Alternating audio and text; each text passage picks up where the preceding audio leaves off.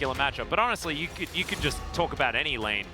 Like the jungle matchup, and it'll any be lane, fun. it's absolutely fine. It's all just bangers here. And we'll see whether T1 can come out swinging in this first match against Gen.G like they did last year in summer. Or whether it's Gen.G just going from strength to strength, because they did not look like they'd stopped moving forward in their first matchup earlier in the week. So, already Ashe and Azir taken away by Gen.G. Fake are going to have to play a different champion moving into this one. Oh my goodness, is it going to be the same bans that we saw at MSI? That would be really funny. As Kalista going to be the final one, so no. My main question is, what is going to be the Nidalee priority? Because with the Skarner being, or with the Rumble rather being banned away, the priority of Skarner should in theory go up, but I think that Keen is very happy to play Cassante into it and not be too bothered. Gen.G have shown already that they are really happy to rely on that. This would be, I think, making a lot of sense in the light of what we've seen thus far. Skarner looks insanely busted at the moment. Yep. But it does also mean that there's a chance that Nidalee might not go over towards Canyon, might be picked up by T1 instead. And I've been a known, you know, Nidalee anti. I wouldn't go that far. I'd probably go. I think the pick is insanely strong, but I also think that there's not a lot of players that can play it well. Unfortunately for T1, one of them is on the opposing end, and especially picks like Sejuani can really struggle in that 1v1. Will give Owner a lot of initiation and a lot of power in early skirmishes though, especially as I expect that we'll see at least some melee as well towards the top side of the map. Yeah, is it going to be Cassante locked in second just to get it early? As that's a Zoe hover. That would be an interesting one. Certainly one of... I remember Faker being very outspoken, saying that he was the best Zoe in the LCK a few seasons ago. But we're just hovering through some fun things. There's a bit of archery to be done by Gumayushi. Definitely the champion that I probably associate him with the most. Oh, for sure. Absolutely. Most likely going to be the lethality variety as well. Yep, we're really surprised that Nidalee was locked in here by Canyon. Super surprised. And yeah, okay, wow. Well, you probably could have told us exactly what they were going to pick I feel in like order. Yeah, I feel after like the bans. So Yeah. far, we are very much on track for Gen.G just picking in order. Obviously, you can rotate over this Corki towards the bot lane as well for pace, as the Taliyah. And Taliyah, I gotta say, has been weirdly still somewhat underappreciated. I feel like this pick is absolutely insane with how the bot lane meta has evolved, with how the current jungle meta is looking as well, because yes, the AP picks are insanely strong, but particularly after the nerf that came through in 14-10, it's not the only thing that you can play. We actually have had a really good mix of like early duelists, you know, like the Lee, and the Xin Zhao, picks like Vi, Maokai, and Sejuani that really feel like setup, and then straight up AP carries like Canyon is playing here. But I want to again reiterate, even when Nidalee wasn't meta, this was one of the matchups where you'd see her every now and then, because in a straight up like early game 1v1, it's nigh unplayable. So we're going to have to see to which level T1 is going to be able to cover for Owner earlier, and to which extent Canyon is going to look for these early invades. As we do have both Zeri and Nautilus banned away here. Bot lanes, most likely, outside of that Varus, still up in the air here. We'll see what Gen.G is going to go towards. So I'm kind of expecting T1 to look for a top lane here. With the Nautilus ban, it's making you feel like Carrier really wants that counter pick for the bottom lane. They don't even necessarily... Yeah, they may not. They don't necessarily know where that Corki is going, even though Chovy, like if he plays Corki again, it's the only champion he's played in the entire week so far. As there is the Renata, and like we were talking about, top lane are going to be locked in. Zeus doesn't need to go very far through his favorite champions list to find one that he really wants to lock away, and it's going to be the Twisted Fate into the Skarner this time. So no melee towards the top half of the map, which is unfortunate for Owner. There is a lot of CC though, and I really like any form of point-and-click lockdown when you have a Taliyah. So in that way, it does make a lot of sense. I was actually wondering whether Zeus wanted to go back to the Aatrox. Obviously, he's had some incredible Aatrox performances, and we saw it come back. Kingen played it into the Skarner, made it look quite good, and it goes well. Yep. With Sejuani. As Paze, what is it gonna be? Paze obviously has some champions that he is most known for. Kaisa is open if you want to go in that direction. You can go towards the Xayah. Oh, the Ezreal. Okay. Are we a patch early for this one? We definitely are, because Ezreal in the next patch is pretty hilarious in the amount of impact that he has. But still, my favorite pace game I've ever seen was him on Ezreal back in Challengers, summer 2022. And I gotta say, I really trust Paze to pilot Ezreal well, but I don't know how good you're going to be feeling playing into, I think particular TF really makes it so hard. Point and click CC is kind of his bane. Things like Sejuani, like Taliyah, I think you can kind of play around, but the stun lock that's available here for T1, again, particularly with the Taliyah, is going to be really hard to deal with. On the flip side for Gen.G, Canyon, if you look at his two side lanes, obviously top is good when it comes to the lockdown that you need with the Nidalee, but that Corki Nidalee combo is, I think, very similar to the Tristana and Corki. Like, it's good when it's winning, because you have prio in mid, and then you can invade, you can make plays from there. But if you ever start falling behind, it'll get very dicey very quickly. Yeah, it certainly does. I think that you evaluate Nidalee compositions very differently when it's Canyon. Oh, you should, yeah. Because Nidalee is not about lane setup when it's Canyon. It's about trying to get Canyon out of the enemy jungle and actually help his other lanes, because he does not do that. What he does is he heads over towards where Owner wants to be farming things, and he says, no, this isn't yours. This is what I take away. And it's about more denial of enemy resources rather than necessarily getting that set up, which is why we're not just yelling about Corki Nidalee, which works horrendously poorly together. It's more just about empowering Canyon. It's going to be Poke versus T1 with a lot more fighting power here, Atlas. We'll see how it goes. Ladies and gentlemen, let's get into it. The El Clasico, game number 1. Let's jump onto the Rift.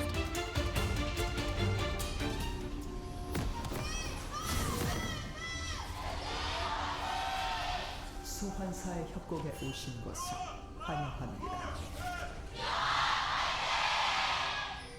Well, I would say that even though we are technically on the T1 side of LoL Park, I think they were a little louder. We are adjusting, you know, for that. We've learned, Atlas. I calibrated, and I still was getting caught up, you know, many years afterwards. Okay, a few things I want to highlight. Please. So we have Gumayushi going for PTA, which I do think it means that he might go for the on-hit variety, which he is playing into 2 tanks. So I think from that point of view, it does make sense.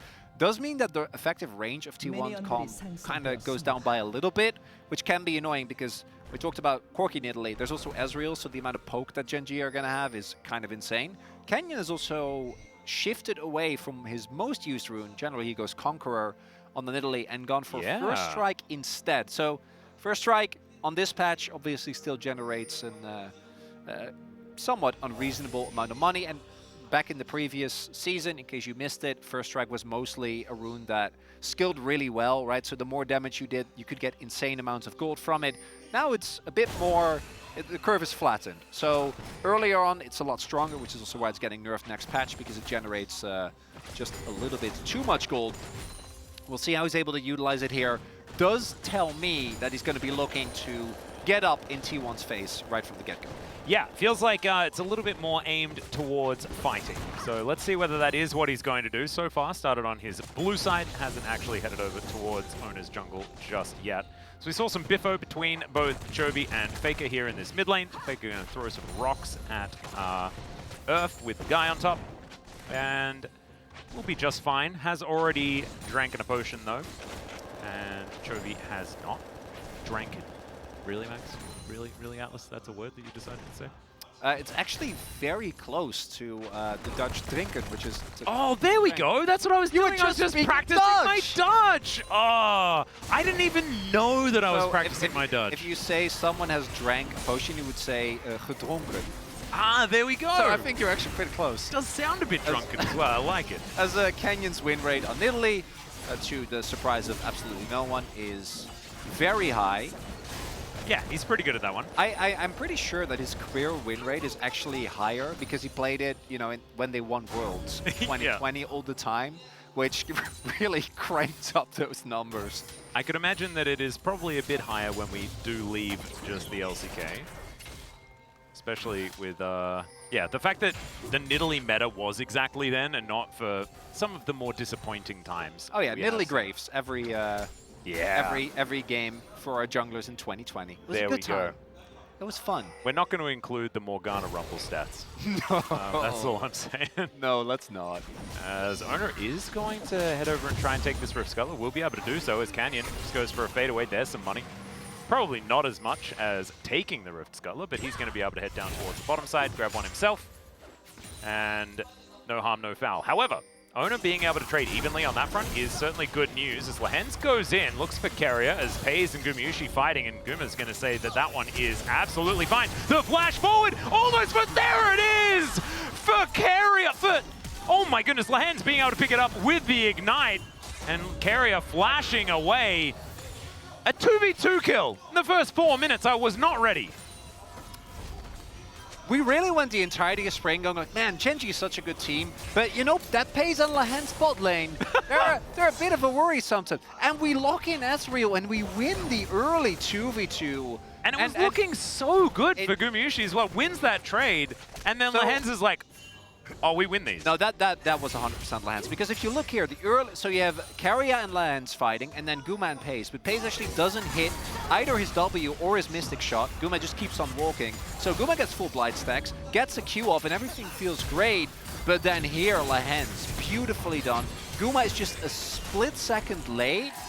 Gets caught off guard a little bit there, which means that he doesn't actually get to deny the W from Pays, right? The flash comes through after it's already hit, so the burst is there. This is one of those things. Leona and Ezreal lanes, I think, are so deceptively bursty. You most likely haven't played against this in a long amount of time. And it was actually a bit of an oldie, bit of goodie. Ezreal Leona from back in the day, so they have to do a bit of recalibrating. Big win here. Yeah.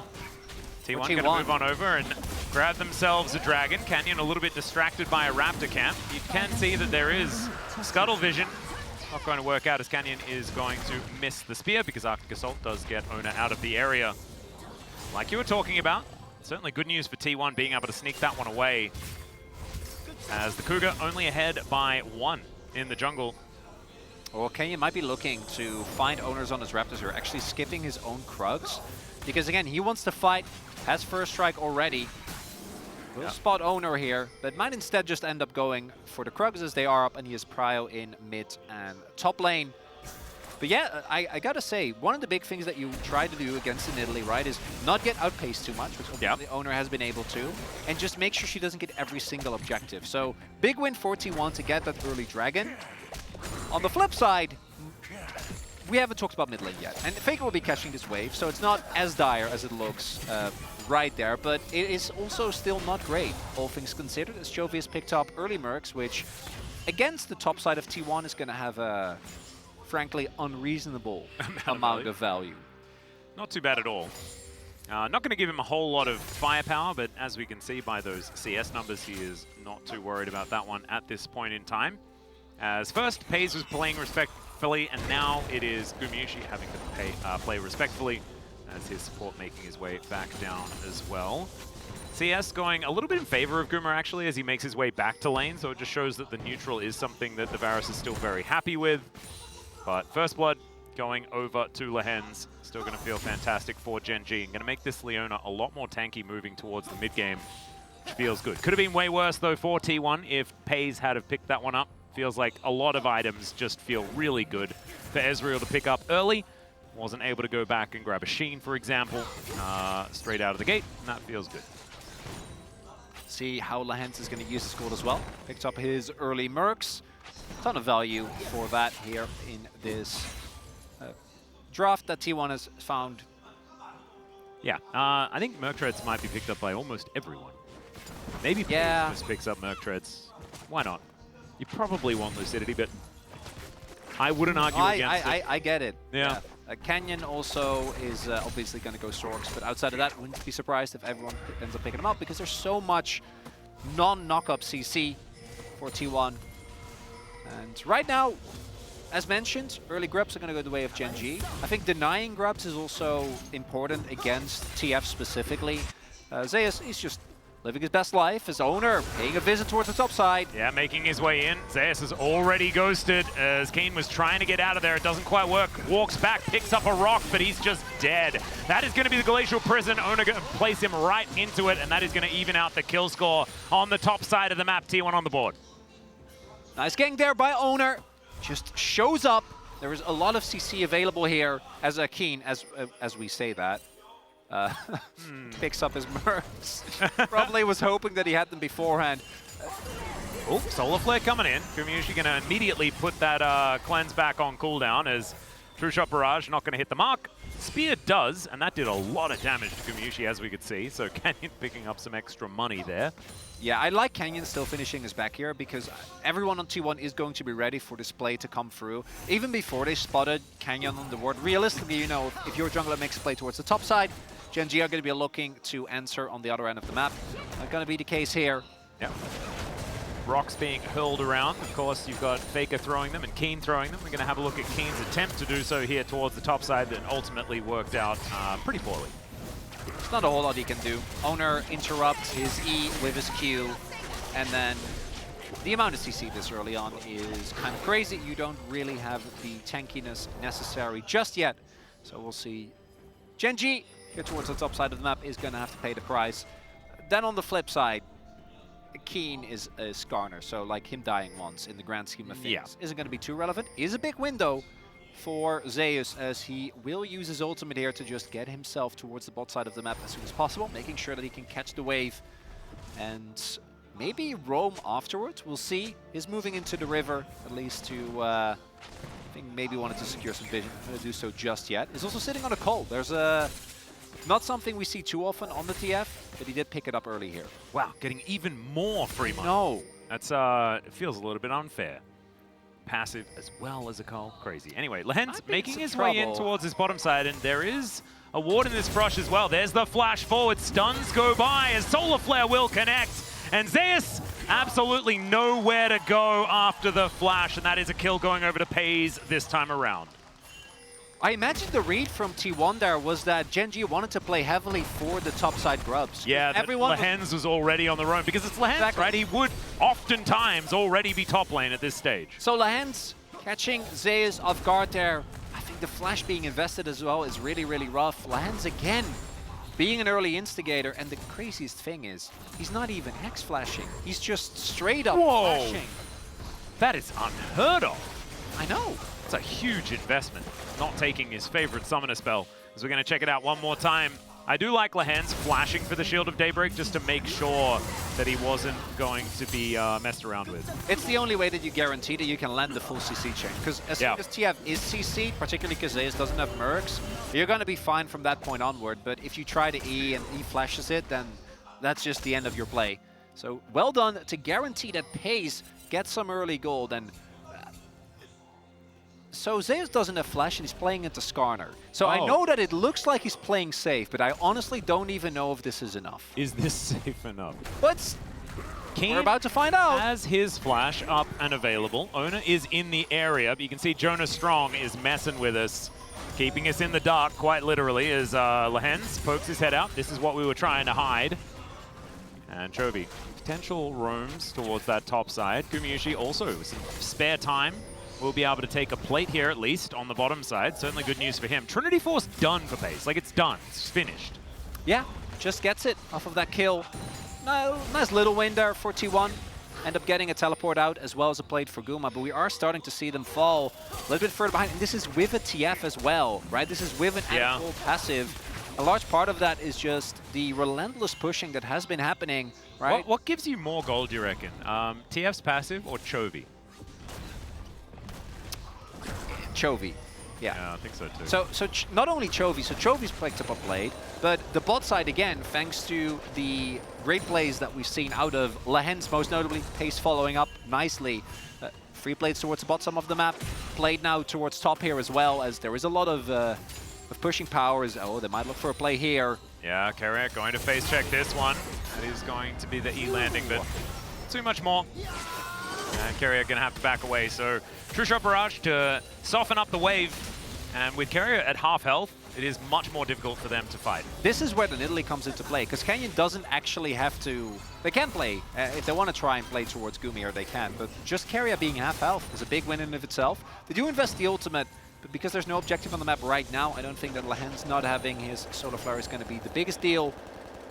And as mentioned, yeah, it's we're 13 minutes in, and Chovy is Yeah. About 150 CS. That's why I was referencing it. It just doesn't really, it still doesn't make sense. We've been commentating this guy for a really long time. And he just finds the minions. It's really simple. He just doesn't miss any. It's not complicated. And then goes top and takes those ones as well. It just doesn't help you. We're going to have a look at the gold board here between Faker and Chovy. Yeah, it's not going too bad. But there you do see that a large part of that gold lead, although some of it is from the minions, the remainder is just the turret damage that has already been done. Right? The plates that have come through have now dropped. Herald is up, and I expect there to see the first real action. We've seen some ganks, we've seen some 2v2, but maybe a 4v4 or more people part of this. In these early fights, who do we think has the advantage? Because I'm looking at Twisted Fate for the ability to use Destiny to fight on your terms, things like that. Carrier can have a big impact. But Gen.G also have a lot of item spikes and a lot of power this stage of the game as well. It's really hard because I think in theory you look at the T1 comp and if someone is out of position, like you can isolate them so easily. With TF, with Taliyah, your CC chain is amazing. But because of how the early game is played out, and I think realistically you should also have prio in a lot of these lanes, most notably mid, Gen.G is going to be set up. So T1, they need to try and get in here, but they're taking a lot of poke. Yeah, there's the Weaver's Wall as Paze is on the other side of it. Carrier goes in, True Shot Barrage is decent, but Gen.G's health bars are going down so incredibly low already. Both of the tanks have been taken out.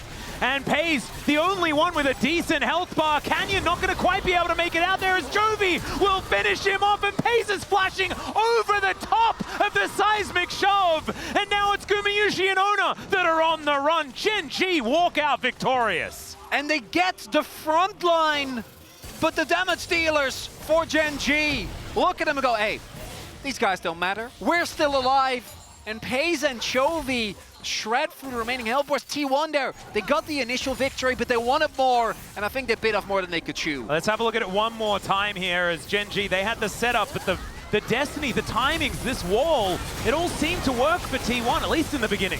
So a lot gets thrown in here, and that's the problem, right? Glacial Prison, ultimate from Guma, ultimate from Carrier. So yes, they take down the front line, but then here, just taking the Herald, I think, would have been a better call. But then again, you look at what Gen.G have. If you try, with those health bars, with all the initiation tools gone, if you try to do Herald and you get poked down, you might befall the same fate. So understand their willingness to try and push through, but yeah, as I was saying, the game where I got excited about Paze was when he played an Ezreal game. And, you know, there's 100% kill participation. So far, so good. And the way that he played that last fight as well, aggressive Ezreal. That is what you want to see. You have to. So many times we see Ezreal play, professionally or not, where it is just a little bit too passive. You utilize your Arcane Shift to play defensively. Utilizing it well, I think, is using it to go forward. You know he's speaking giggling. of going, oh, never mind, going backwards. You know he was cackling at Yeah, this. good old Lahens. What we did see there, though, is how a good fight looks for T1, at least at the beginning. Yeah. Find target, hit the knock-up, hit the CC chain, and then go from there.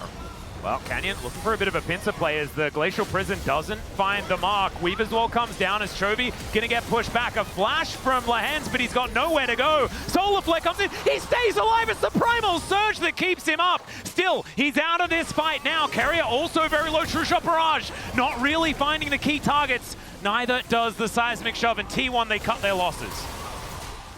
And again looked like the fight that T1 were looking for. Right? Lahens is very far forward. Even though Chovy doesn't get hit by the prison, they're still able to get on top of this Leona. But between Lahens getting the early kill, Eclipse and Aftershock, doesn't end up going down. And then Jungle Soraka comes in, keeps him alive. And then, again, T1, I want to reiterate this. The initial blow needs to be a knockout punch, because in the longer trades, like these arrows, not arrows, but the spears rather, and Paze's mystic shots are just going to overwhelm you. Yeah, well, this is the thing. It's the consistent damage from really long range, to be perfectly honest, is what Gen.G are really, really looking for. And I do think that once T1 gets online, they will be able to just delete a priority target, but it has to be a priority target. We saw what happens when it's just Keen Lahens that go down, because the amount of mobility and damage that comes out of the Ezreal, the Nidalee, and the Corki when most of these cooldowns are down is just so difficult to deal with. Still, it's only a 3,000 gold lead for Gen.G at this point in time. At first Drake, the T1 picked up, still very, very good because Gen.G have tried to get a monopoly on it afterwards, but now the Destiny comes in. Chovy gonna just flash over the wall, and he is going to be fine. Canyon looks for an opportunity. Solar Flare comes in as Gumayusi has just dove on top of him. Not quite enough damage to take him down, though. True Shot Barrage is going to be great, and Gumayusi will be immediately punished. Shield of Daybreak, Carrier goes down as well, and Gen.G will fight back, and Paze is looking for more. They get the vision onto Zeus there, but he's not going to be discovered. That was a blind one from Canyon. Decent little attempt, but it doesn't quite work out, as Keen will be able to lock down Faker here, who was on the wrong side of that turret. And from this point on, man, it's getting real difficult for T1. Oh, T1! Oh. Again! Think they have the angle, and I understand that they have the lockdown, they have the TF. And Chovy gets out with a sliver of health, right? Flashes over the wall. Actually, I think he was like, what, at half health at that point? Yeah. And then they go in on Canyon like, okay, this guy we can hit. Canyon had 50 health at the end there. That was, it was almost a gimme on that one. Yeah, there's a reason why this guy has a skin on Italy. He knows his limit. So, that what it was. Right there, right? Chovy ends up making it out, still relatively healthy. Then here, Canyon, and I understand Guma, like going in, if you take him down, that might be enough for the fight win, and I think you start to see T1 getting a little desperate. They keep running into Gen.G, and Gen.G is just outfighting them, right? These low health bars, back to back to back. And for the third time in a row, T1 make the fight to go for a call, and Gen.G says, we're not knocked out. Yeah. Enjoy yourself. Which they won't, because they're getting poked. And now, they're 6k gold up! Yeah, no, this is, it's really starting to get out of hand. I was saying before that, you know, 3,000, it's not exactly a completely debilitating gold advantage. Now it's really getting towards that point. It's a poke comp, Atlas. Yeah. Yeah, and this is the interesting part, right? Because we saw the Zoe hover, and what this is reminding me of was that meta, right? Where it's like, if you don't kill Zoe Ezreal, then how do you ever do anything after the initial salvo has gone out? And the answer is you kind of don't. Like, they just kite you around and you die. And that's what Paze is kind of demonstrating. Chovy, even with just his Flash Valkyrie in that last fight, T1 thought that they had an angle, didn't quite get there. And I tell you what, if this is a sign of things to come, I'm very happy that we have Ezreal back in the meta, because he's just so fun to watch. Like, Riot got it right at the very beginning when it came to skill expression on champions. Like, Ezreal is kind of it, you know? And he has changed a little bit over the years, but not really. Arcane Shift's always been there. The Mystic Shot has always been there. And yeah, Essence Flux, we haven't quite figured out what we want to do with that, but that's fine. There have been so many flavors of Ezreal as well. Remember, what was it, Blue Ezreal? Yep. That was a fun one. We had Smite Ezreal for... Double tier Ezreal? Oh, yeah. Which I guess was Blue Ezreal. No, but there were like, I swear there were like 3 flavors of like different eras of Blue Ezreal as well. He has certainly abused items for a long time, and now it is Zeus' turn. Oh dear, Alcove Gaming, not his favorite, as Keen was looking to cut him off in case there was a Destiny to try and get home, but he wasn't going anywhere. Owner now in position. They do have some decent vision around this Baron area, but I don't think T1 are going to be able to defend it, unfortunately. So we're currently on 14-11, and you might be wondering, why is Ezreal picked? So on the next patch, he gets a... Because he's not strong enough. He gets a 0.25 increase on his AD growth, and a 10% AD increase on his AD ratio for Q. Huh. So he's like... He's a lot better on life, and also his ult gets a buff as well. It's just a little bit more damage. And a lot of the reason why Ezreal's looking fantastic in this game is because, you know, the early 2v2 that was able to be won by Gen.G. This is a very accelerated Ezreal. Yeah, certainly an accelerated version, but still kind of ridiculous. Owner. And fighting against Lehens and Keen, they don't have a lot of damage, but neither do Carrier and Owner. As soon as Gumayusi turns up, they realize that it's on the other side. As we do have Soul Point picked up for Gen.G. It is only an Ocean, but it's still going to be important. I mean, this is a poke comp, so they're probably pretty happy about it. Oh, shit. Yeah. Well, they don't have Soul yet. True. That's good.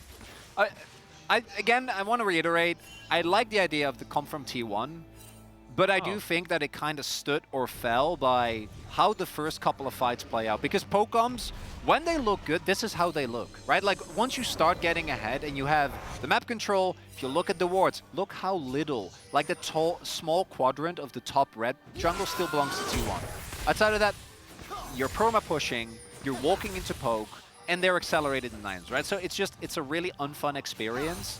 And this is also already a bit of a gamble, right? Because you gave Canyon his Nidalee. Like, T1 didn't do that by accident. They knew that this one was probably coming. They're going to test the waters, see whether they can win against it. I imagine that Nidalee is probably not going to be seen in the next game.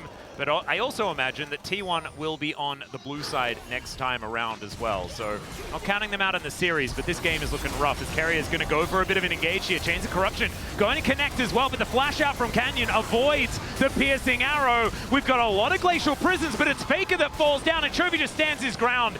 Now, Zeus on the other side of the fight, he'll find Paze, who instantly cleanses. Now waiting for that Arcane Shift to get over the wall. Valkyrie is there for Chovy as he closes in, and Canyon, he'll find the spear onto Carrier. Nowhere for him to go, and now they're underneath this inner turret, and I do not think they're safe. Keen able to tank forward, Gumayusi to be taken down. The executions, one after the other. And Gen.G, I mean, it's only Ona left standing. They'll take this inner turret and maybe more. Another Hail Mary by T1, but no one is listening to their prayers, Atlas. Again, someone just makes it out alive. Again, a lot of resources are invested for no payoff. And Gen.G is going to be bringing us very certainly to a one-game lead here because, again, I understand you need to try and do something, right? They lock down Kenya, but the follow-up isn't there immediately. And because Guma and Carrier are relatively far behind, they don't actually do that much damage. Then it's Lahens that actually tanks the ultimate here. Yeah. That none of the damage gets on top of Chovy. And then I don't need to explain that. I've said it like 15 times now, but again, we keep saying the same thing. T1 goes in, they don't kill who they need to kill, and then Gen.G just pick up an infinite number of kills. And Lahens just walks at them with his shield glowing, and there wasn't really too much of an answer because these cooldowns have been used. They're not able to get out of the way. I mean, Leona was always a really great champion for Lahens. I think most notably for him, it's been Yuumi originally, right? But his Nautilus and Leona in that roaming meta for these supports from very early on in these games. Lahens really did become sort of synonymous with these kind of picks. And he's looking really, really good on it this time around as well. Spear, not going to quite find the mark there, but there is poke coming from absolutely everywhere. Zeus, oh my goodness! Canyon and Chovy doing a whole lot of work. Doesn't find that rocket, but it doesn't matter. They'll find the inhibitor and the one in the mid lane as well as Gen.G. Utilizing this Baron relatively effectively, moving up to a 3k Baron power play. It's a pretty good one, Atlas. They're not going to spend that money, I don't think, because I think maybe this could be the last ditch as, okay, Ona goes in, looks for that fight, but Carrier, he's going to be the one to suffer for it. In goes Lahens as well. True Shot Barrage finding some targets. Gumayusi going to be his first one. And now Chovy just wants over the wall. He'll flash it in the end as Faker on the fountain, not going to be able to get anything done. And Gen.G, they will be able to claim the first Nexus in this series over T1, and we'll see what they have for us in Game 2. Boy, oh boy, what a game number one. Ooh, bit of a statement there from T1, from Gen.G. Yeah, I need your okay. Man, it's hard. It is really hard. I think it's in the bottom lane, but it's about where from the bottom lane, and I honestly don't, just flip a coin. Wait, do you want me to get chat's opinion? Let's get chat's opinion. I want your opinion, Atlas. I don't have one. I want chat's opinion. Mine's irrelevant. This game number one. Who gets POG, guys? Can you let us know? No, it's too late. I've locked it in. I will stand by my decision. Well, let's see whether it was you that was correct based on what I can see here. So I want to talk a little bit about go. What we saw here was, as you say, Gamble being taken, Nidalee being given over. The Nidalee was a large part of where the problems arose, but I don't think it's just that. I think Pace coming out with the Ezreal came as a pretty large surprise. I definitely wasn't expecting it, at least not on this patch. And T1, they're going to go to blue side. Yeah. I expect them to recuperate. But a Gen.G that looks this good in the early game and wins the bot lane 2v2, I'd be absolutely terrified, Atlas. Yeah, I certainly am. But, of course, T1 with a lot of ability to change things up moving into the next game. We are going to go to a short break. When we get back, the space is going to break that one down. We'll see you for game number 2.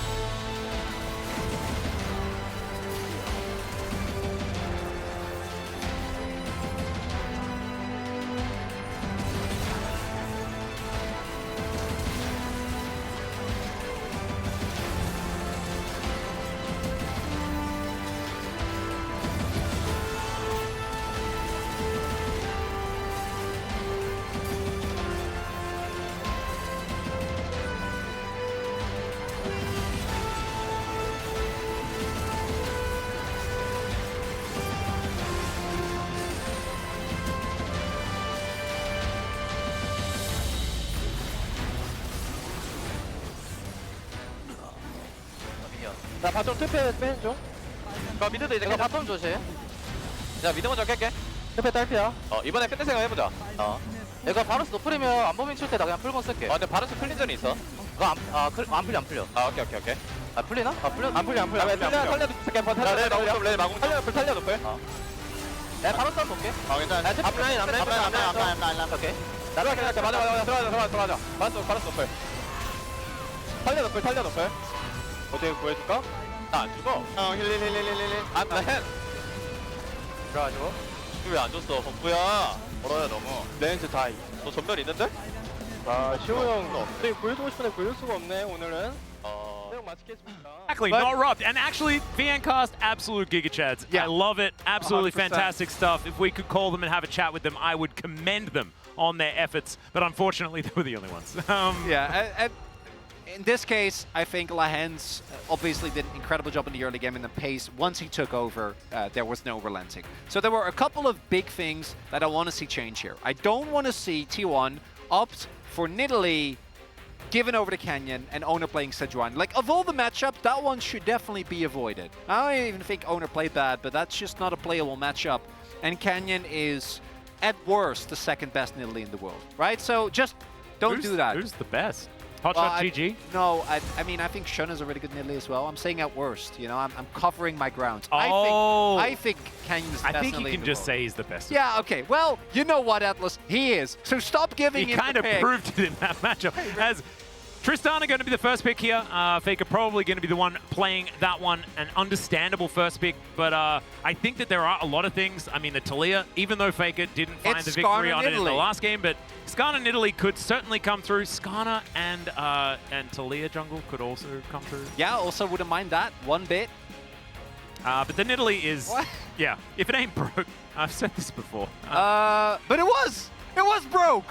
From T1. In the good way. Like, yeah. No, it was broken for Gen.G. It broke T1, and they're still giving it over. Yeah. So the big thing here, so the Corki ban, I think makes sense after last game. The Rumble ban is interesting as well, because I wouldn't even mind the P1 Rumble.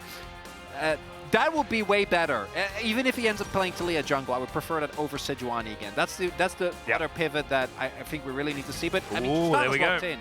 So most likely, this is the jungle Taliyah. Okay.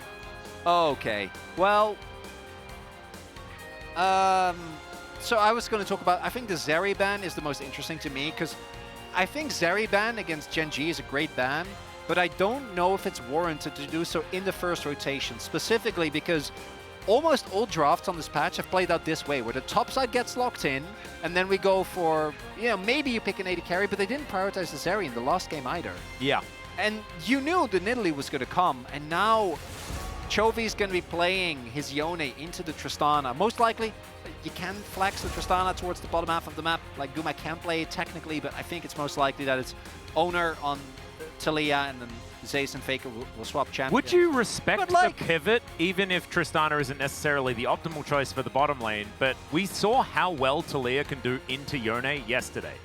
Showmaker versus BDD, that looked unplayable. Okay, yes. But I also think BDD did a whole lot of queuing into... He did do a lot of missing of abilities, that's true. Which I don't think Chovy will. So I do think that there is a... It's the same to me as with Ahri, where I feel like Yone reaches the point where there's so much mobility in his kit inherently, right? You can reposition with your snapback and then get a Q free and then find an angle for an ultimate. I think there is a lot more counterplay opportunity, even though the Talia will definitely make your life harder. I'm wondering if T1 are thinking about a Poppy support. That's actually one of the picks that I would really love. Was a big pick at MSI as well. And I think it will kind of hit the mark here, as we are going to, again, keep Paze's pick relatively hidden. Could just end up being the S-roll again after last game's performance, and the fact he still has that Nidalee combo. And Leona has been locked in, and that looked like a very powerful combination. What the answer is going to be will be the next thing on the menu here, as T1 look to lock in a bottom lane by the looks of things, given this Jhin hover does come on through. Something that Gumushi has found success on in the past, as long as there's no kitty cat attached to it. We'll see where Carrier is going to go. Saving counterpick for Paze is a really interesting one, but he's once again going to head towards the Rel. He did have some brilliant engages, even though the fights didn't work. I don't think that we're necessarily blaming Carrier for it. And why not just Ezreal? I guess maybe they could just Ezreal. Could just do it again. Not a whole lot of reason not to. Into Jhin. Jhin obviously also a bit of a lane bully. Or Ziggs. I think it should be Ezreal. It wouldn't even, like, you know what, I'm thinking about it. Ziggs wouldn't even be bad, right? Because you can Lance can roam. You have the Yone for setup. You have Ziggs and Nidalee. Yeah. I think it's good. But I mean, Valdez and Orcs live rent-free in my brain, so it's just always Ziggs. Every angle is a Ziggs angle. But realistically, when you get half of the POG votes and you play that game, I think you're allowed to just lock it in again. Yeah, I think so too. And we'll just have to see whether T1 can survive the early game a little bit longer, because we know that Ezreal, when he isn't as accelerated as Paze was, can really feel like he doesn't do any damage at all.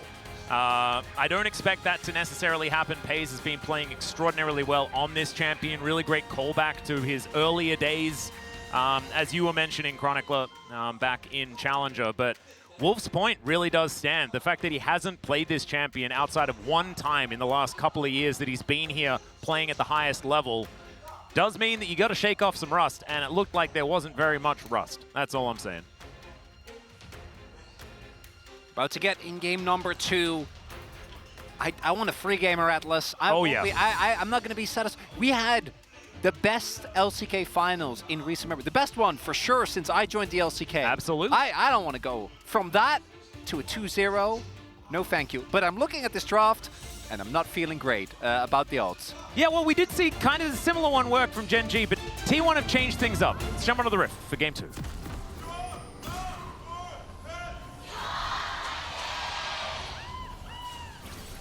소환사의 협곡에 오신 것을 환영합니다. All right, Gen.G fans raising their voices just a little bit here for game number 2. However, T1 fans still deafening here at Lowell Park. It is a full house, as you would understand. Our top 2 teams from last season, our MSI representatives, facing off once again. And T1 beating Gen.G, I believe it was last year. Summer, first round robin, was fantastic, getting the momentum moving towards the World Championships. That has been identified as a point, right? We've been doing a lot of retrospectives recently, with Faker being inducted into the Hall of Legends and all of that stuff. I don't know how important it is necessarily, but it is definitely huge vibes. So if T1 can come back in this series, find themselves a victory, I think it would be pivotal. Oh, I really liked your huge vibes. I thought, like, we're going to end on a high note. We're going to, you know, keep it positive. Yeah. Yeah! That's what we're going for, but it could be really hard. And I don't know whether this, the Yone situation that we saw yesterday is going to be something that will occur again. Because it was Chovy that kind of taught BDD how incredibly strong Yone was. If you guys remember, one of the most dominant games ever. As Lahens goes in once again, Zenith Blade is going to connect onto Gumayusi as he walks his way out. Good Mystic Shot there from Pays as Lahens going to start drinking some potions. That hurt. As Carrier going to be softened up as well. Lahens, you can see, looking for it, waiting for that level 2, wanting to get that Shield to Daybreak. Or the Eclipse for the extra tankiness. Yes, this is what we kind of meant. It's a decent win rate. On the plus side, lethal tempo has been removed, so Yone is... He's not as oppressive, you know, early as he once was, where he could just win long trades just by getting the access to lethal tempo. Oh yeah, true. So he should actually get punished a little bit more in the early game now by Tristana, which is great, because that didn't really feel fair previously. Well, right now, Faker is doing just fine in the matchup. We know that Chovy is generally very, very good at navigating these melee matchups that can have difficult early games, but it's not like what we've seen from him in his last 3 games here in the LCK, which have all been Corki, a champion that Chovy has been very, very good at navigating the laning phase positively on. The part that's the most hilarious to me is that Corki was like fundamentally reworked as a champion. He plays very differently now than he did before. He's like he's more of a, you know, like Tristan, like an early dive threat, like he, as in he dives on top of you and murders you. Much like Canyon might be looking to do here, but won't actually get it. But he plays very aggressively in lane, and obviously Chovy was winning lanes before. But you went from what was like a mid to late game scaling teamfight threat to being an AD bully, and it's like, no, it's still Corki, it's still a Yordo on the plane. I will still he plays block it exactly the same. It's banned. If you told me that like there was no change to Corki at all, and I watched Chovy play over the last couple of days, okay, we're looking for a dive here. No 2v2 kill, but there's the Zenith Blade in. Immediate cleanse flash from Gumayusi as they're trying to get that kill first. It is going to be first blood going over to Carrier, but it's a 1-for-1 immediately. Still, I mean, with the fact that Gumayusi goes down, still a benefit for Gen.G, but they traded one back, and that is so important. We'll see what the wave state is going to be here as well, but I would say this favors also because there is an extra assist, right, on the side of Gen.G as owner. Ooh. Oh, wow. Starts up, and Lahens might be waiting in that brush. Well, in goes Kane, flash out immediately from Owner. He is not going to risk that one. Lahens gets here at exactly the right time. They just knew that that cross map was going to be attempted. It's the summer of support. Lahens actually takes a quick back so that he can... Okay, no, I'm not going to contribute.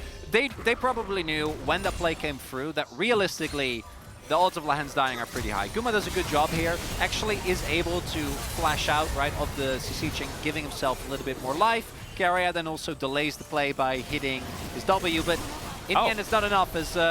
Owner is going to get pounced on here. He does stun himself, does Canyon, but now Owner not going to dodge that direction. Still, Canyon's going to be able to grab this Merkwolf and get out of there. And one of the really big things is that in a lot of games, Canyon actually kind of broke the trend last time around. He ended up going for Darkseal instead. But generally, teams go, or Nidalees go Ether Wisp first, right? Because it's the item that you can buy after you do a full jungle clear, and it gives you some movement speed. But what you really want, and which Canyon is able to do because he actually got an early kill, is get early Sword Pen boots. Because the amount of movement speed that Nidalee gets once she has those plus her passive, completely unreasonable. Which allows you to just power clear your own jungle and invade Owner, who now will be without a flash. Also gives you a whole bunch of extra damage as Chovy is going to get Buster Shotted away. That is a large investment, though, from Faker just to keep himself safe here in this lane. Chovy pretty happy about hitting level 6. Does have access to that ultimate now. Is a lot more of a threat here in this lane. You can see Faker still doing a great job staying up in farm, keeping that pressure on. And this Tristana has been such a pivotal pick so far in the LCK. Faker doing a good job so far, but Chovy in once again, unbinds his soul. And Faker able to just put on that explosive charge, even things out. Canyon looking for these first grubs. And Owner not wanting to give those up, although will be distracted by some shellfish first up. And Canyon not wanting to give that one away. He's Got going to be able to steal it with a smite. And Ona going to have to get out of there as Rocket Jump comes in. Ultimate misses there from Chovy. He's taking a lot of damage as there it is. The Impale, but the flash out from Faker just too good. As FaZe possibly going to get stunned up as Lahens is right under the turret. I don't know about that one, but Gumayushi goes down. And FaZe is able to pick up that kill. Can he get the other one onto Carrier as well? And it looks like the answer is going to be no. As Carrier had a turret there. It looked like Gen.G didn't even really know that there was a turret there, but it was 1-for-1 underneath it anyway. I don't know if they're unleashed, unhinged, or both, but Gen.G bot lane is not messing around, Atlas. It's on something. It's definitely something. But the key thing is, every time Guma dies, he falls further behind in experience. He falls further behind in CS. And we're again getting to a situation where one of the most dependable members of T1 is falling further and further behind. You're going to see this from FaZe's perspective here. Great block from Lahens. And when he went in, I love this from FaZe. The young man just says, no, I will not make you look silly by going underneath that turret. We're going to kill him. We're just going to murder him. The passive of Leona combined with the burst that Ezreal has in the early game ends up being enough. And as you're saying, like, Lahens was 100% dead there. Yeah. So they just turn it around. Just send it. And the fact that they're doing it together is the most important part, right? Because I think there's a large reason why we were talking about this bottom lane of Gen.G as being the weak point. And it was because, and it was because they didn't have that synergy built up, and it didn't look like they were on the same page in a lot of instances. I think if there's ever an example of that synergy being repaired, is the fact that FaZe is ready to go in on one of Lahens' crazy journeys. And it's beautiful to see, as Canyon's just going to get engaged on here. Carrier pulls the trigger in a moment, and Canyon misses the flash. Gen.G just going to get punished out of nowhere here. Big win there for T1. This game, even though some parts of it look similar, still feels very different to the previous game. Canyon, because he's playing in an AP versus AP matchup, not quite able to get the same lead in the jungle. Chovy this time around, not Chovying necessarily as much, given that the matchup is a lot harder for the Iona early. In the bot lane, yeah, it's still going the way of FaZe and Lahens, but it does feel like they have to work for it a lot more in this one, right? Really it wasn't 2v2s getting the advantages. It was resources invested into trying to make it happen. And this time around, T1 have been able to punish Canyon as Carrier in once again. There's the Magnet Storm. They don't quite find FaZe, but Lahens standing his ground, and Carrier just going to get punished. FaZe finding the last auto, and Ona just not here in time. FaZe still fighting more as there's the cleanse to get out of the way of the seismic shove. Oh, speaking of seismic shove, it is FaZe that now needs to have the curtains blocked, and Ona down so incredibly low. Canyon gonna punish him. Gumayushi just needs one. Give the man one, but he's not going to be spared it as Canyon looks for the spear. Good dodge from Gumayushi, but he wanted kills. Oh my god. Okay, FaZe. Leave him alone. Oh, what do you do after that? How do you bounce back from that, Atlas? I don't know. It was just too cruel. That's not okay. They just... So, we're going back... Yeah, let's go back to this part. We're going back to a better time. Love this from Carrie, actually, so they see a glimpse of Canyon, make the educated guess, and I'm pretty sure even if he got the he would have flashed right into a seismic show. So, good prediction there. Then this, though. So, Lahens misses his E, and they have a level advantage, so they feel very confident to go in there. Also, note the immediate response from Canyon on the minimap. Then FaZe and Lahens are able to do so much damage, taking down Carrier. And Lahens gets 6 right here. Yeah, and it seems like that's the end of it, but then Lahens hits it. And then here, you're like, okay, T1's going to turn it around. Owner's here. And then Canyon goes for the re-engage, blocks the Jin shots, but simultaneously not going down. And killing Owner. That's the worst part, is the fact that Gumayushi had so many options. It was one more bullet for so many members. Also, wasn't able to find it. Thank you, Jonah Strong, for confirming that there are, in fact, 2 top laners. Ah, yes, here we go. They are here. They are grasping, and they'll join. In fact, let's watch this. Okay, never mind. We'll watch this one instead, as Lahens going to take a little bit of a walk out here, as Eclipse did wear off, so therefore was a bit more susceptible, as this should be 6 grubs going over to Gen.G this time around. Denying grubs from a Tristana composition, definitely feeling pretty good here, as now FaZe has quite a few friends in the area.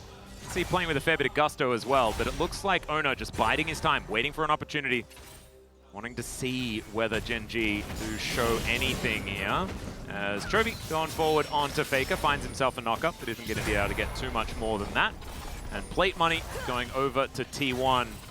As Gen.G, they just read the fact that Ona has not been seen on the map. He could easily be there, ready to kill them. They will back away, but what that does is it gives T1 some free time with this turret. They grab themselves a couple of plates. Certainly good news for them.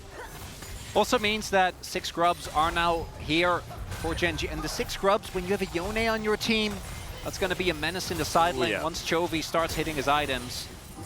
Canyon is currently sitting on a, I think it was like 800-something gold lead, which shouldn't come as a surprise, given how he's looked on... really, the worst Nidalee game he had was the first one. If you didn't catch it, it was... I think it was, if I remember, Game 5 against TES, and like he died twice early. Yeah. And everyone was like, whoa, this doesn't look good. And then, I don't know what he ended, like 9-2, 8-2. And then every game since, he's just been shaking up the rust. It's the late game Nidalee that we rely on. And we talk about it so okay. There is some fate trying to be sealed here by Chovy, but Faker is in control of his own. Oh, and here now, Guma's going to get zoned out. And Chovy definitely not looking like his best Yone game. I think that is a high standard he set for himself. Very true. So, he hasn't solo killed his opposition 7 times yet. Well, he's also hasn't hit an ultimate yet, okay? I'm not asking for solo bolos on repeat. Hey, BDD showed me yesterday that it's really hard to land those, okay? As Keen is going to be fighting Zeus, throwing rocks around, things like that. As once again, Faker going to be engaged on. The Weaver's Wall coming down there from Ona as he makes his way in. Flash out from Chovy, but Faker there to answer. Chovy not dead just yet, but does manage to get the reset. And Faker is out of there once again. Some teleports coming in, as we could see, but Zeus was able to stop Keen from that top side of the map. We'll be able to break that one, but ultimately, in the end, not really anyone finding too much extra headway. Faker now making his way back immediately into the lane. I imagine wants to try and get a plate before they go down and set up for a very proactive dragon. Because again, Faker now has gotten his back in. Chovy has not, meaning that T1 will be able to get to a 2 Drake lead. And we talked a lot about Gen.G, talked a lot about Canyon. He needs to make sure he doesn't get taken down. Ikaria setting up a trap. Yeah. This back is going to come out just and make sure that he stops him right at the very end. Very nicely done. So Canyon going to return the favor of the dragon by picking up this Herald. Cloud Soul. Oh, baby. What a weekend for Cloud Souls it has been. Fellow Cloud Soul enthusiasts around the world overjoyed with the amount that we've had. Singing in the streets. Oh, 100%. And it's been a very cloudless weekend as well. It's been beautiful weather here. Oh, it's amazing. So making up for it with some extra Cloud Souls. You'll love to see it. Great weather to stay inside and watch video games. Oh, yeah. We will have the cross map for Gen.G, which will consist of getting themselves the Herald. Most likely going to be looking to break open that mid lane turret. Later the Ruined King now done. This is a very different game from game number 1 though, and I do think it's important to note that. I still think Gen.G are in a great position. Still really like their composition. This poke is going to remain relevant. But unlike the previous game, T1 haven't gotten to a position where, you know, it's like you either get the absolute crazy engage or you just don't really have a shot. Still behind in a couple of key matchups. As He's finding a great trade there. True shot barrage. Gumayusi knows exactly what's coming. Gonna move out of the way. Still, Pei's really putting the screws in. He has managed to get towards that. Trinity Force, no first item completed here by Gumayusi just yet, which is why Pei's able to take trades like this. It looks so good. As Carrier, not quite over the wall just there.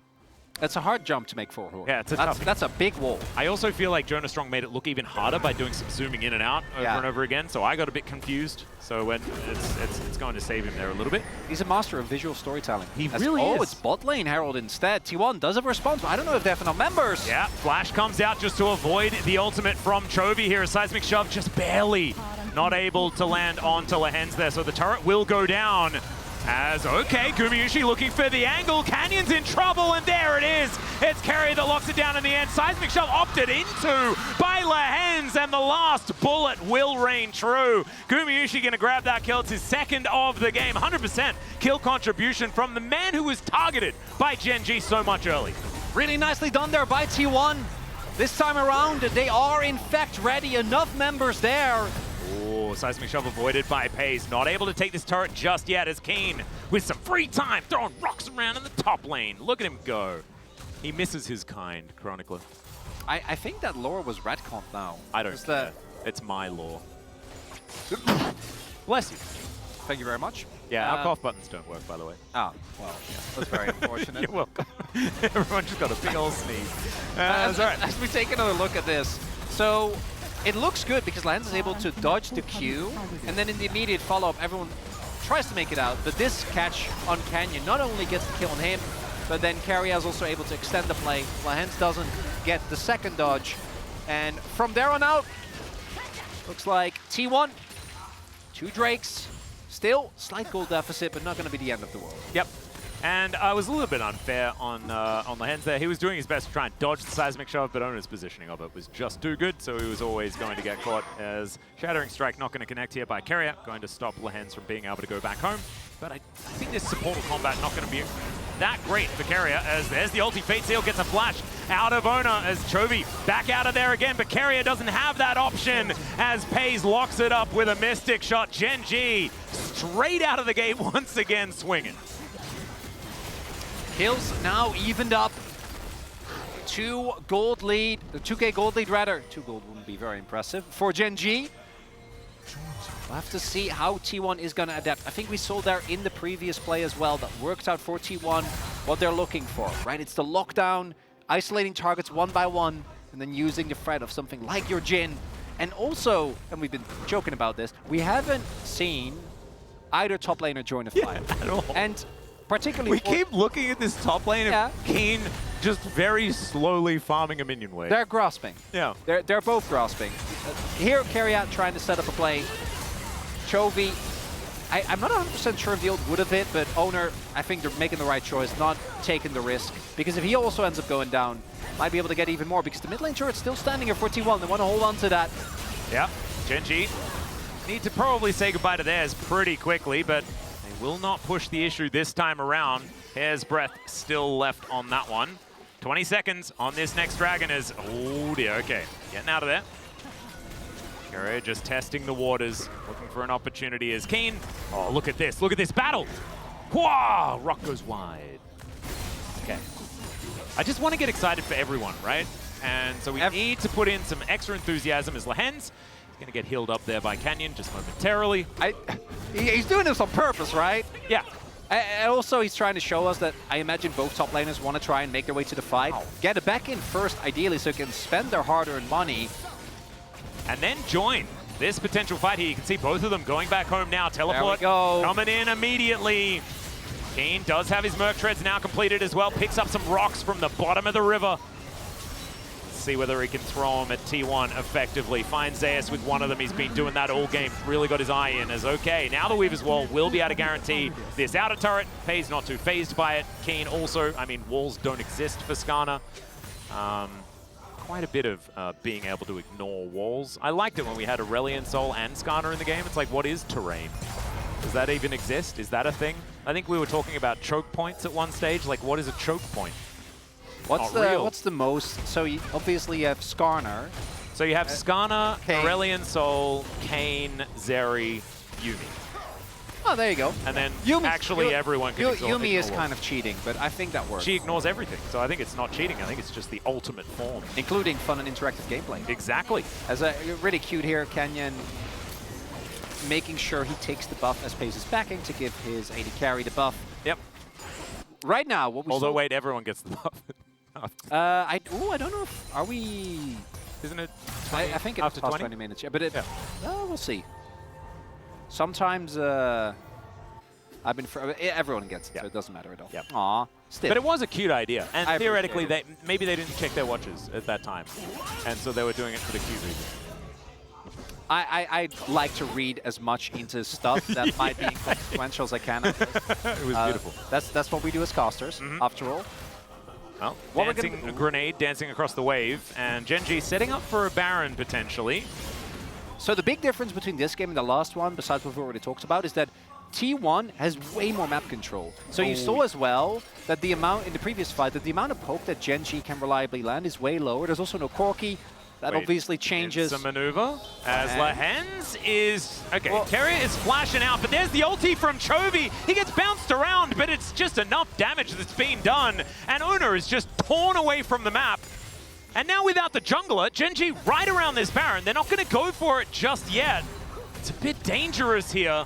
Oh, Chovy is TP as well. Yeah, there they go.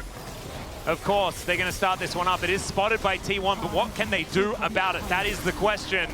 Teleport coming in, Gen.G committing to this one. Kraken Slayer done for Chovy as he makes his way back into the fight. Keen, incredibly tanky. Curtain Call has been utilized. Lahan's not going to be able to tank too many of these. Finally, he does go down, and there is a huge impale from Keen. Pay's now able to free hit once again. He'll pick up a double as the Arcane Shifts flashes and gets himself forward. It's one last one, thanks to that beautiful red buff that was given to him so kindly by Canyon. He's going to take yet another kill, and now Gen.G are going to press even further forward. Owner, he just got out of the death chamber, and they're looking to put him back. There's the Mystic Shot snipe.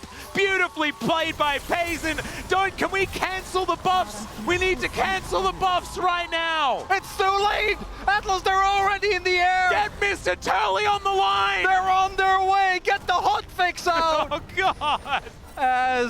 Gen.G, that's the best case scenario. Not only do you get the kill onto Owner, not only do you then get the Baron, but T1, and I think rightly so, looking for the exit kills. So much damage has been done by Baron. There's no Leona, no frontline left standing, but the Scorpion ends up saying no, being a big difference maker there. And Keen is just going to walk towards Carrier here.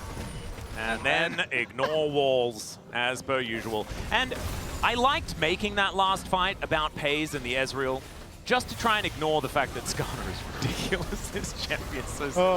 But it was well played by Keen at the same time. And Gen.G holding on to control of that Baron pit beautifully. They'll now put it to work, taking down this inner turret towards the top side. Seismic Shove avoided here by Lehens as he finds the Solar Flare, or at least the slow, onto Owner and Faker. Fair bit of damage going down, Shattering Strike coming in, Carrier trying to get them away from this, but this is just not going to stand in front of Gen.G. There is at least a tower falling down on the bottom side. Seismic Shove is going to connect onto Keen, but he just doesn't even notice. He doesn't care. Maybe that he thought it was gap close that he could utilize as the fate is sealed for Gumayusi. The spear going to execute him. Keen crashes into a Nexus turret. And it should just be the 2-0 right here, right now for Gen.G as they do not stop pushing forward. A 10,000 gold lead, and our MSI champions are looking to continue that streak into the LCK with a 2-0 start to the season. If this will ever die. No MSI hangover for this team. Lehens is cackling. He had a brilliant series. This guy right here, though. I know we had a split vote in the previous one. I was happy that Lehens got it. Yeah. But this one, I think we get to have a chat with the bottom lane, right? We get to have a chat with the bottom lane for the POG interview. What do you reckon? I'd be inclined to say so, Atlas, and we are jubilant because it is a pleasure to watch the two teams rather that represented us at MSI face off. But to watch Gen.G look so dominant against a team of the caliber of T1, I think is kind of mind-boggling. Yeah.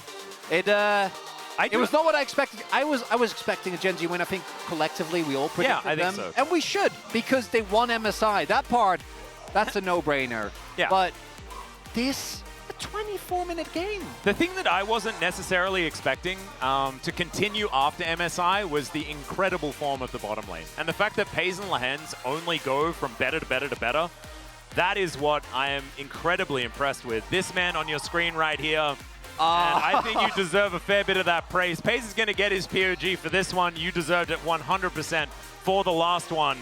And I've been outspoken about this. I was pretty hard on Lehens during their first season this year. But that stops now. The man he still cooks some crazy stuff, but it is working. You can see the ideas behind it. Atlas. And with Paze just following him, looks fantastic. I want to reiterate as well, it's really easy to, and I think the one thing that I would again reiterate is that the Nidalee to me, it can't be given to Canyon. I mean, there's a few things that were given to Gen.G here that were problematic. Well, I do agree, but I also think that against a team that's playing as well as Gen.G is currently, you can always do this. If you give Corki to Chovy, man, true. they get right like that. That's one of the core issues. The reality is, with how well Gen.G is playing, I think draft played a part. I think that there is definitely going to be adaptations. I think Owner on AP junglers doesn't look like he really has the same level of impact. I think that T1, outside of a few skirmishes, just wasn't able to beat Gen.G out in the team fights. But I want this to be a moment of, again, the amount of damage that's pumped out here in this fight by FaZe. Chovy with, I think, a 2 or 3-man knockup here as well. Yeah.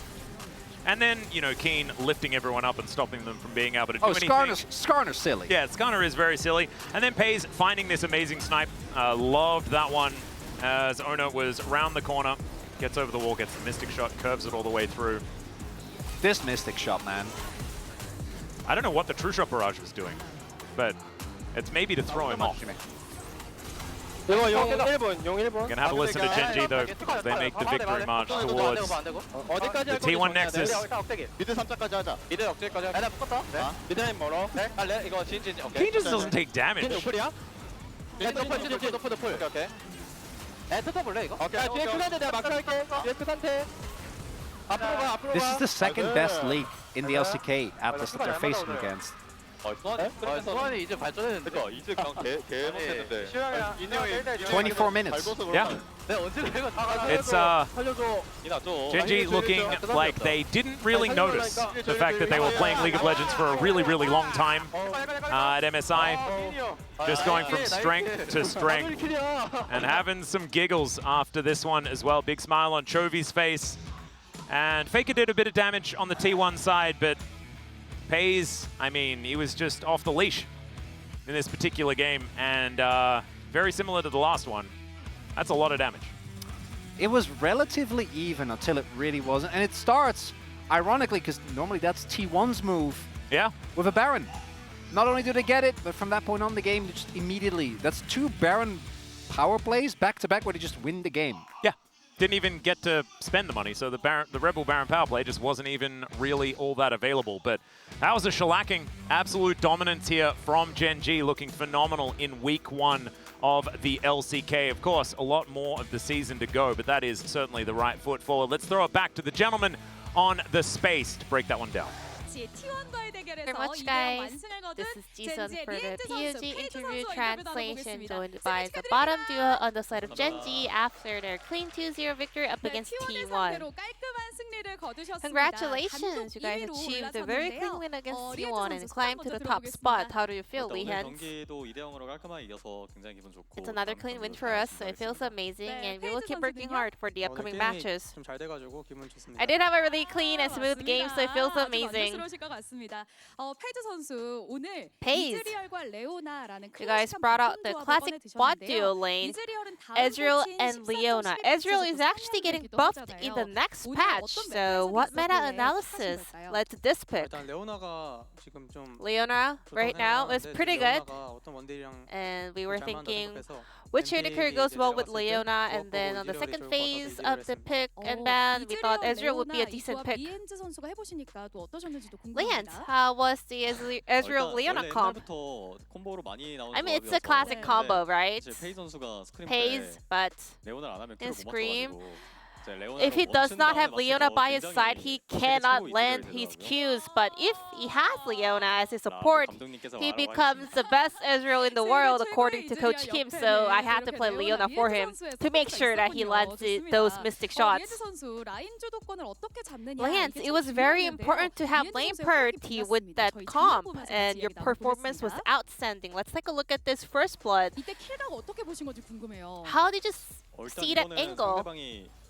Well, this actually, enemy kind of overextended a lot, and then we already had a very high proximity of our jungler as well, so we were just trying to juggle it around and then wait for Canyon to arrive, but we managed to get a lane kill even before he arrived. So what are your thoughts on the tank support meta featuring champions like Leona Alistar that synergize well with Warmox?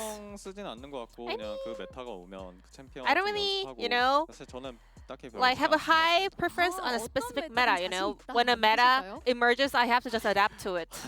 Does that mean you're confident in any kind of meta? Not really, but maybe kind of, just a little bit. And Pace, your Ezreal performance was a complete cinema. It's been a long time since you actually saw a precise skill shot from an Ezreal. Were you also surprised by your own Ezreal performance? I mean, it depends on days. You know, Ezreal, you have to be on a really good day to make sure that you lend all of your skills. But I have never had such a great day like today, so I was also kind of surprised. Like, wait, why is it going so well? And your teammates also mentioned that your Ezreal has improved so much. Have you been putting in a lot of effort to increase your proficiency? I mean, my Ezreal has always been decent, but last year there was never a Ezreal meta, so my Ezreal got a little bit rusted, and then now it's back in the meta, so I kind of got back on the, you know, back on the track. Now Pace, 9 minutes into the game number 2, we were able to see a great teamwork from Gen.G. So can you walk us through the situation? Sorrel came in. I thought Talia was right behind him, so I was like, wait, this is doomed. And then Talia was a little bit far away, so thankfully I was able to finish up that route. And then after that, Leanne, would you like to follow up on this? So, nothing much happened here. We were actually not speaking much. We were just trying to do our best in order to play out that situation. I mean, Leona took a shot for Ezreal. Pace, we're thankful. I mean, that's what he has to do, you know? Obviously, he has to tank for Ezreal, so yeah. And Leanne's also replied, yeah, he's our prince, so I have to take care of him. And Pace, you were just recalling over there. How are you so chill? Well, this time, Canyon was Nidalee, so I have to make sure he gets all the creeps he needs to you know, to scale, so I decided to just go back and let him take all the minions.